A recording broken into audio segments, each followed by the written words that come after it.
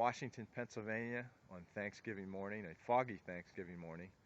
I'm at Washington Cemetery in Washington, Pennsylvania, and behind me to the left is the grave of Captain David Acheson, who was in the 140th Pennsylvania.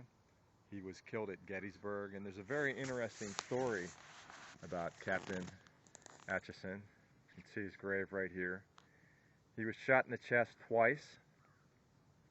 Died, I think, close by the wheat field, Stony Hill area at Gettysburg.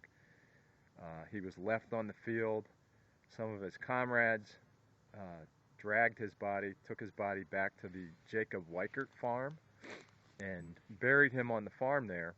And there's a rock on the farm in which his comrades carved his initials, D.A. So his somebody at least could go back at some point to find his gravesite, and his family eventually arranged for the return of his body to the cemetery here in Washington, Pennsylvania. As you can see, here's his marker. It says David Acheson, Captain of Company C, 140th Regiment, Pennsylvania Volunteers, fell at the head of his regiment in the Battle of Gettysburg, July 2nd, 1863. And then below that there's some writing that is a little bit indecipherable, I guess.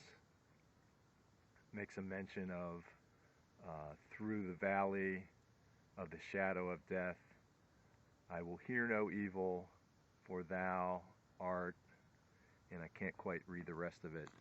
But by the marker here, has a flag, and then the GAR marker. This is a very large cemetery here in Washington, Pennsylvania. Again, this is the grave of Captain David Acheson, 140th Pennsylvania Volunteers, Company C, killed at Gettysburg in July 1863.